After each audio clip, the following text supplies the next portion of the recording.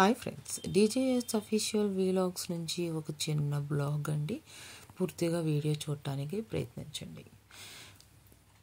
ఈ వీడియో ఎందుకు తీశాను అంటే ఇది మాకు ఓన్లీ స్వీట్ మెమరీగా ఉండిపోద్దనే ఉద్దేశంతో తీసామన్నమాట. నాన్నగారు ఈ ప్రతి సంవత్సరం ఒక 20 years అబోవ్ నుంచి అనుకోవచ్చు, ప్రతి సంవత్సరం గాయత్రి అనుష్ఠానం అనేది చేస్తారు. శ్రీరామనవమికి సంక్రాంతికి చేస్తారనమాట. 9 days చేస్తారు. పూర్తిగా కటిక నేల మీద పనుకొని ఒక కింద మనం భోజనం చేస్తాం కదా, అట్లా భోజనం చేస్తారనమాట. అన్ని దినచర్యలు ఈ టైంకి ఎప్పటికి ఏ టైంకి చేయాలో అవన్నీ చేస్తారు. 2 పూట్ల దీపారాధన చేస్తారు. అనుష్ఠానం టైంలో అఖండ జ్యోతి ఎప్పుడు వెలుగుతూ ఉంటుంది ఇంట్లో. ఇంట్లో దీపారాధన అంతా కంప్లీట్ చేసుకొని మళ్ళీ రోజు ఇక్కడ మనకి గాయత్రి ట్రస్ట్ అనేది ఉంది, అక్కడ డాడీ నిర్వహిస్తారు. అక్కడ వెళ్ళి అక్కడ కూడా గాయత్రి యజ్ఞం అనేది చేస్తారనమాట. పౌర్ణమికి అలా చేస్తూ ఉంటారు. రోజు కూడా గాయత్రి యజ్ఞం అనేది గాయత్రి ట్రస్ట్లో జరుగుతూ ఉంటుంది. మంగళగిరికి సంబంధించి ఇదేనండి గాయత్రి ట్రస్ట్. ఇక్కడ యజ్ఞాలు జరుగుతాయి, మళ్ళీ సంస్కారాలు కావాలన్నా జరుగుతాయి. ఫ్రీగా వచ్చి మనకి చేస్తారనమాట. ఇది యజ్ఞము కంప్లీట్ అయిన తర్వాత ఇది శ్రీరామనవమి రోజు ఒక పిక్ అండి. ఇక్కడ మంగళగిరి శ్రీరామనవమి జరిగింది కదా, అది పిక్ అనమాట.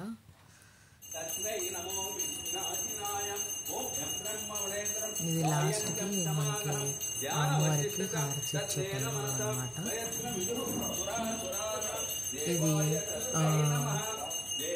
పండిత శ్రీరామ శర్మ గారి పాద పద్మములు అనమాట. ఇప్పుడు మీరు పక్కన ఇటు చూస్తుంది, అటు అమ్మవారి పాద పద్మములు అనమాట. ఇది నేనేనండి. ఆ లైటింగ్ సరిగ్గా లేకపోవడం, క్లియర్ కనబడకపోవడం కూడా మంచిదే.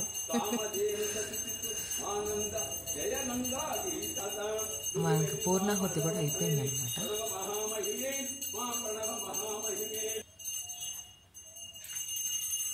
ఇంకా అక్కడ ఉన్న వాళ్ళందరి చేత హారతి ఇప్పిస్తారు. ప్రతిరోజు అలానే జరుగుతుంది.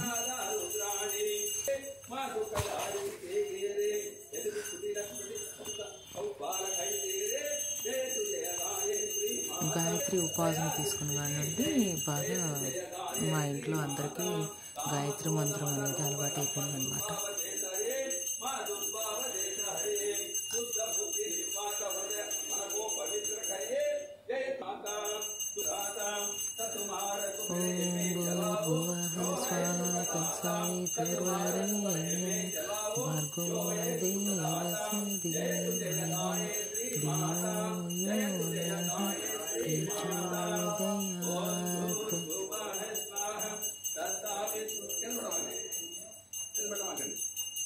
దీని తర్వాత ప్రసాదం సంతర్పణ చేస్తారు.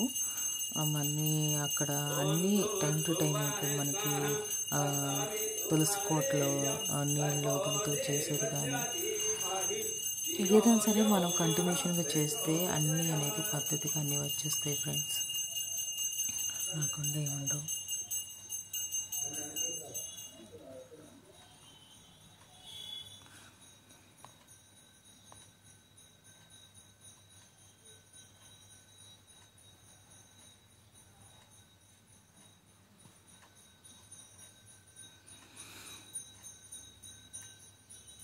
శంభో శంకర.